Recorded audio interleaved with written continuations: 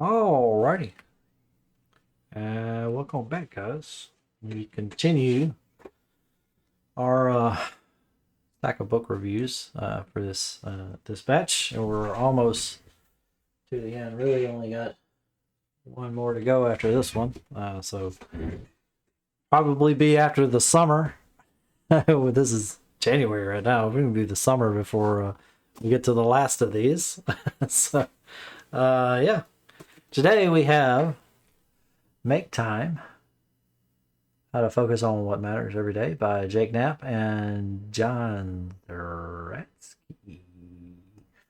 Too Long Didn't Watch. It's a good book. It's full of strategies that you may or may not be familiar with about, as the book says, make time to make yourself more efficient with how you utilize your time. And that's exactly what it is. It's just a workbook. It's like all of these little strategies and things that you tips and tricks and stuff to keep you from wasting time. And it's not so much about working harder, or it's more like, not wasting as much time as you usually do. So yep, it's a good book. If you want to hear more, just stick around. Alrighty. So, New York best-selling authors of Sprint. I've never heard of Sprint. Let's do a praise for Make Time. Who do I want to? Okay, what do I? Make Time is a charming manifesto as well as an intrepid do-it-yourself guide to building smart habits that stick. If you want to achieve more without going nuts, read this book. It's by Charles Duhigg, the best-selling author of Power Habit, Smarter, Better, Faster. So I should note, there's one book that really, if you're looking for your one productivity book and you haven't read this book yet, go buy Atomic Habits. I have a review for it, but there's, you can just do a search on this channel or really anywhere on YouTube and you will hear about Atomic Habits. Read that book first. That's going to explain more philosophy and give you, I think, a way of thinking about how to manage your life in a way that you have more time. But this is just like a whole slew of concrete things that you can do to be more productive, or at least make time, so to speak. All right, so inside cover. Do you ever look back and wonder, what did I really do today? Do you ever daydream about projects and activities you'll get to someday, but someday never comes? We all struggle to make time for what matters. We start each day with the best of intentions, but then hours get swallowed up by back-to-back meetings, non-stop email chains, and an infinite stream of social media updates. Sometimes it feels like frazzled and distracted has become our default state. But what if you could step off the hamster wheel and start taking control of your attention? As the creators of Google Ventures Design Sprint, Jake Knapp and John Zeratsky have helped hundreds of teams solve important problems by redesigning the work week. Building on lessons from these sprints, they spent years experimenting with their own habits and routines, looking for ways to optimize their energy, focus, and time. Now they've turned their most effective tactics into 4-step daily framework: highlight, laser, energize, reflect, that anyone can use to systematically design their days. Make Time isn't about productivity or checking off more to-dos, nor does it propose unrealistic solutions like throwing out your smartphone or swearing off social media. Instead, Make Time offers a customized menu of 87 bite-sized tactics, including the might-do list, inconvenience yourself, skip morning check-in, central park your plate, lock yourself out, and many more. A must-read for anyone who has ever wished for more hours in the day. Make Time will help you start intentionally designing your life around the things that matter. Moment by moment and day by day, you can make your life your own. There's an inside thing here. Start each day choosing a focal point. Beat distraction to make time for your highlight. Adjust and improve your system every day. And then energize, take care of your body and recharge your brain. All right, so as mentioned, this is by some Silicon Valley weirdos. You all know the types, right? But unlike this nonsense of a book, which is also about some Silicon Valley nutsos, it's actually useful. For easy you guys don't know, in software development, they have a thing called a sprint, which we won't get into, but that's kind of playing off this idea here anyway. Is figuring out what you want to do in some sort of time frame, and then being hyper focused and incrementally improving, as you go. So, as it kind of mentioned in here is 87. It mentioned specifically 87 bite-sized tactics. So it's a bunch of little tips and tricks about how to do it. So let me just look through the contents here. One of the things that I got, or at least was reiterated to me, I think for this book, was having a highlight for the day. Meaning, and I've actually put it in my daily journal. What is my highlight for that day? Meaning, this is the one thing that if nothing else gets done, I still feel like I have gotten something done today. This is the most important thing. This is the thing that should get done today. And that's the thing that I specifically call out as part of my process. And it's the thing that I work on first thing in the day. If that's a thing that can be done first thing in the day, it gets done first thing in the day. And I had already known about that kind of tactic of prioritizing, I think before I was doing I was writing 3 things that I wanted to get done that day, but I think it is really more useful to have that one thing. That one thing because if you have 3 and you get none of them done, it feels really crappy, right? But I could have 3 things that I want to get done, but if I get just one of them done, that's my highlight. I still feel like even if I wasn't able to get to the other ones, if I got the highlight done, I still got something really useful done for the day.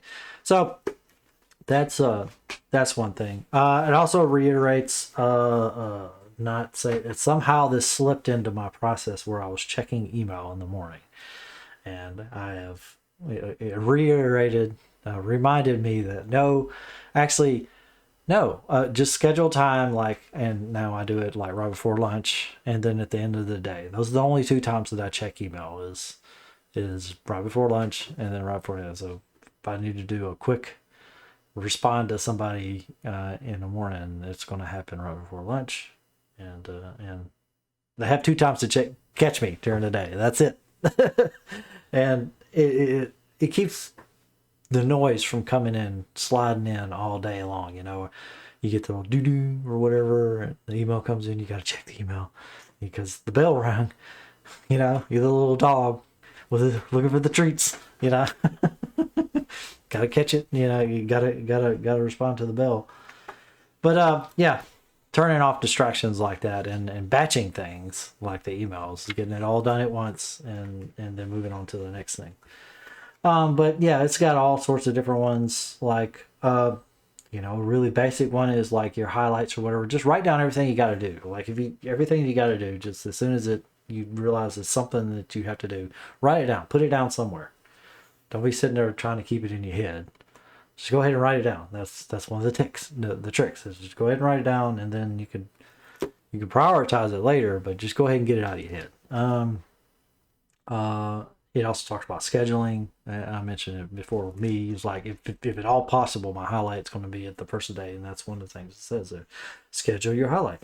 Block your calendar. Also do calendar blocking. I have time that, my morning, besides just the highlight or whatever, is in general, my morning, the first 4 up to 6 hours, depending on when I take lunch. Basically, until I'll go to lunch, that is when I'm doing all of my focus work as much as possible. There's a couple of meetings that I have to go to usually in the morning, but that's when I get all my work done, is in the morning. And then the afternoons is who knows what's going to get done in the afternoon, stuff may get done, it may not get done. More than likely, we're fighting off the itis from lunch, but you know how it goes. But you get your things done, the important stuff done in the morning, and you do that by blocking your calendar, putting aside time for things explicitly that you know you got to do. It talks about a distraction-free phone. There are phones now that you can buy that don't have anything more than like basic text messaging and phone calls and stuff like that. That's really, really interesting. Like I have my Apple Watch or whatever. I find it really useful to not even have my phone in here with me, and because this is where I work. I don't even a lot of times have my phone in here with me. It'll just be a phone call can't come through here, but really the only people who can get through are friends and family, and they know how to. They got to call multiple times and they'll make it through. But they're the only people who can. Otherwise there's no distractions that make it through here because I don't have my phone. I got it right here right now, but usually it's not here unless I've got an authenticator or something. I gotta open something with the authenticator. But anyway, it's a little detail that you guys don't need to know about. Yeah, it says ignore the news. That's something I did like. I don't know, back when the Trump hysteria was going on and everything, I just had to turn off the news. I didn't like Trump, but also at the same time, like I couldn't deal with this stupid volume of news was insane. Like and it was so noisy. I'm like, I stopped even listening to news. I don't even really read the news. I see something like occasionally on the empty Chrome window has like the news thing. Open up a new Chrome tab and I'll see like a news headline or something. But everything else, I just hear word of mouth. I'm like Biden doing the student loan forgiveness. I just heard about word of mouth. The important stuff makes it to you. And the urgent stuff like emergencies and stuff like that, I got an emergency radio and it just as soon as there's something urgent, urgent news comes through, it's going to come through that thing. So that's how I handle it. That's a weather radio is what that is. So weather alert. They'll send out other things like Amber Alerts. Really important missing persons or no, it's not missing persons. It's like wanted, like somebody that have like an active search. They'll put it on there like it's really urgent.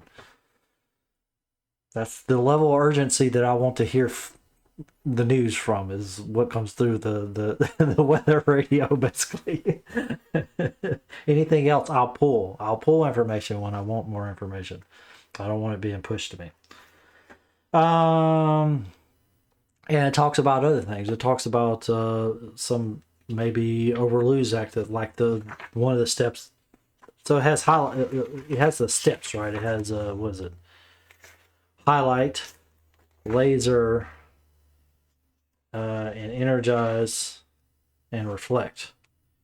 So it's got like the energize thing. It has like sleep in a cave, make your bedroom like a cave. There's no light in there or anything like that. Some of the stuff you may have heard from elsewhere, right? Like I said, it's like this grab bag of tips. Eat real food, like eat like a hunter gatherer, meaning you're eating fresh food and you're not eating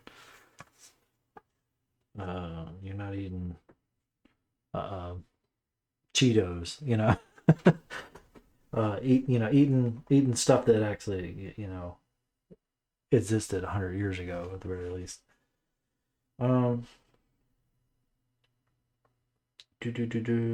Wake up before you caffeinate. That's another thing that I think Daniel Huberman, I think this little podcasting guy or whatever it is, Huberman Labs or whatever. I've never really listened to his stuff, but I see his stuff everywhere. Everybody's talking about Huberman. But I think he popularized the idea is like, don't wake up when don't have caffeine first thing in the morning is let the sleepy juice wear off, because it needs to be consumed or it needs to be metabolized before you introduce caffeine, because caffeine, all it does is just blocks it or whatever from building up. Well, it still builds up, but it blocks it from being active, and it also blocks it from being metabolized at the same time. So if you have caffeine too early, it's still there, and then when the caffeine wears off, then it comes, the stuff still has to be cleared out. The sleepy juice has to be cleared out. I'm a scientist, guys. If you couldn't tell. I forget what it's called. It's the there's like this hormone that builds up in your brain as you're awake. You have this hormone that builds up in your brain, and throughout the day, and as it gets higher and higher and higher, by the time it reaches a certain level, that's what makes you sleepy, right? And then when you sleep, it starts clearing all that stuff out. And in the morning, part of like cortisol and everything like that is to help metabolize all of that stuff and get it all out of your system, and you're fully reset, and then it can start rising all throughout the day again. But if you have caffeine, it blocks that reset process, clearing out and metabolizing process, or something to that effect. Anyway, I had to, I'm Mr. Science guy now, so somebody else probably explains it a lot better than me. Anyway, that's what I was talking about. Don't watch the news. So to put a TV in the corner. Okay. It was just talking about don't waste so much time on TV. Like it really is a waste of time. Put the TV like in the closet or something like that. That way, if you really want to watch TV, it's inconvenient or whatever, so you're not going to do it all the time. You really want to watch TV, you pull it out, and then you'll watch it. And then you got to put it back in. That's part of the Atomic Habits thing. Remember when I said at the beginning, like, you should probably read that book for it talks about making certain things convenient and certain things that you don't want inconvenient, shifting the tables, through those things. And a lot of these strategies are things that you would do as part of the Atomic Habits, and doing things with that are mentioned in the Atomic Habits. But anyway, good book. I'm rambling. It's hard to stay, getting a little tired. It's harder to stay focused. I think that the time of these videos just keeps kind of creeping up each one. So the next one's probably going to be like half an hour long or something like that. We only got one more to go. All right. So this has been Make Time, How to Focus on What Matters Every Day by Jake Knapp and John Zeratsky. I guess that's how you say his name. Good book. I would recommend it. It's like $28 according to this on the back. I haven't been mentioning the price. I guess it doesn't matter. Yep. And it was I read heard it on Audible too. That's how I actually read the book. It